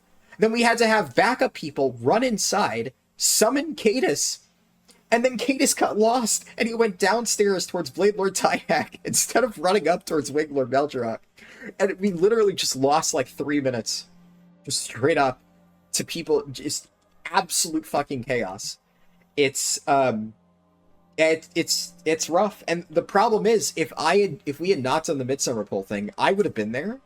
And the moment that the summons got fucked up, we still probably would have lost a minute to people just completely forgetting what they were supposed to do. But I at least would have been in the raid to be like, no, okay, here, I'm going to send the summon. Oh, I forgot to say, after that, the entire point of like the Heart of Fear summon rotation is we pre-sun the summon, then they don't take it until after the reset happens, then they take it, send the summon to the next guy, and they're like rotating between. I sent a summon to Cadus after the first Heart of Fear reset summon. He takes the summon immediately, which reduces the scaling. I'm like, dude, you're not supposed to take the summon. Get out of here. So he starts hearthing. I'm like, okay, I'm going to send a summon to Goose Comics' alt. I start sending the summon. I say, wait, he immediately takes it. And now he's in Heart of Fear. And I'm like, what are you doing? And again, not mad at them, obviously. We've already discussed this. I'm just recounting what I was like at the time. I'm just like, what are you doing? Are you kidding me? And we actually had to do the first Heart of Fear reset. I made the call. I'm like, fucking kill the boss, right? Or kill the ads, reset it, because at this point, we've just had 2 people make the same exact mistake and accept the summon when they weren't supposed to, back to back. And it cost me like it's exponential. It's a huge chunk of mob kill XP on top of the 3-minute raw time loss. We basically lost like 4 minutes, and the run would have been done in effectively 31 minutes. We were short by like a minute, even then. It was really close. Very, very, very close. And we had that much of a time loss. So theoretically, if that stuff hadn't gone wrong, it actually would have been faster than this run, which is really tragic. Just a shame that we lost some time in the Heart of Fear reset in this case. But I say that to say I realized that a lot of this stuff was way too overly complicated, which is why I made the decision to change the Heart of Fear reset, and thankfully Dosekuva figured out that the whole mob XP scaling in raids, actually, they give you more XP if you kick somebody out of the raid. So, effectively, even if you have multiple people in the instance, if you kick them out of the group, the mobs will give XP as if those people aren't in your raid instance. So, effectively, what we did in the new version of the strat is we just had Cadus doing the summons. So he would get summoned to Heart of Fear. When it came time for him to, or for the boss to be reset, he would just leave the group. That way I would get full XP credit, and then he would just re-invite himself on his alt character. And then we just handled it that way. He would just kick himself, re-invite himself, kick himself, re-invite himself. And that way, it was much easier. Only one person had to worry about it, and we didn't have to worry about the whole summoning logistics things failing and potentially losing the XP or having somebody stranded out in the middle of nowhere and unable to get back. It's just a lot of complicated stuff. And that's kind of the thing where, like, when I envisioned it in my head, I pictured this as like a very clean process, because I'm gonna be honest, I could do this stuff very easily, right? Like, it's tempting to say that if I were to clone myself 13 times, the run would have been faster, but I hate to be honest, but like that, it's just true. I spent a lot more time thinking about this stuff, and I, generally speaking, am more comfortable with these types of complicated strategies that require, you know, outside the box thinking and like thinking of all the different moving parts at once. And while it's easy to envision that and to think about like what I would do in each particular role if I had to execute the strategy, it's another thing entirely to then explain to each person their position in that machine and explain to them how they need to quickly optimize that process to do it as quickly as they possibly can to make sure that we're not losing time to like minor unoptimized gameplay. I'm just kind of rambling now, but you get what I'm saying. It's all that to say, while I really appreciate all the people who helped with this, and I absolutely could not have done it without you guys, it was really stressful. All of this was really stressful. And I kind of don't really want to do many group speedruns again. It's just like I hated group projects in high school, and while the end result, we got it, and I think everybody, like when the day came after all the practice, did their job really well, it is another level of stress to basically set all of this stuff up and have it all planned out, and then the success of all of your plans over weeks relies on, you know, the actions of a different person that you have no control over. It's just a very frightening thing, and it's not something that I am really used to. And I know that to a degree that is life, right? But I think in like real life situations, the main difference is that unless it's like, you know, the fucking military, right? Which obviously there's a reason why soldiers are extremely, you know, well trained. But unless it's like a life or death situation, which, while it is a video game, this is the video game equivalent of a life or death situation. One mistake can cost you seconds, and that could really impact the run. But like in a raid environment, like a mythic raid team, you're gonna have tons of people make mistakes. And I love mythic raiding. But the thing is, you wipe hundreds of times, and it's accepted. But if somebody fucks up and wipes the raid, we click release spirit, we food and flask, and we go again immediately. You only get one daily shot at this. And that's after organizing a time that works for 14 different fucking people, which is not easy. We had to do these runs at midnight, because that's the only time that could actually accommodate everybody, which is really late. And, you know, one little mistake, it's not just like oh, hey, like, let me help you with that, let me back you up on that, because, like, I did group projects in school, and if somebody fucked up, I mean, a lot of times I would end up swooping in and helping them fix it, either teaching them the thing that they needed or just outright doing it for them if it was clear that they just couldn't do their job, right? I usually would try to be nice about it, but you know, at least I knew that I was never going to fail a group project in high school. Because even if other people let me down, at the very least, I could just back it up. It would waste my time, but I had time. I had time to fix all these issues. And it's the same thing in Mythic Rating. You have time. You have 4 hours every night. I guess in this case, only 3. But you have 3 to 4 hours every night in the average guild, and you do what you can in those hours, and eventually you're going to kill the boss. In this case, I really only had 1 to 2 attempts at this, and if all these people didn't do their jobs perfectly, I don't know if there was going to be an attempt number 3. And considering we only barely made it by 35 seconds, I was fucking scared towards the end, man. I had a fucking pounding headache. I had no idea whether we were going to win or lose. It was rough. We got there, and I'm thrilled. I'm happy about it, but oh my god, this is more stress than I think I've ever felt in my entire life. It is a different beast. It's really hard to explain. And I've done stressful stuff before, but this is on a different fucking level. Anyways, I've ranted for an additional 30 minutes.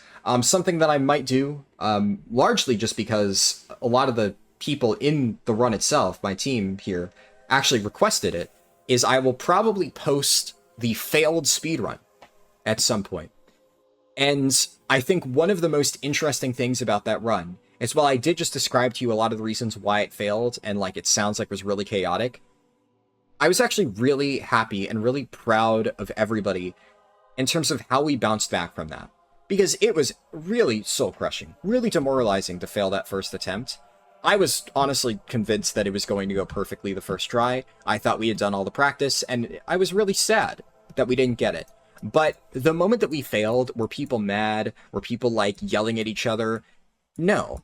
Everybody just kind of buckled down, and we had, like, an hour-long discussion after the run with people, like, bouncing ideas. And it's like, okay, we're going to get this tomorrow. What can we do to shave off, like, every little possible second?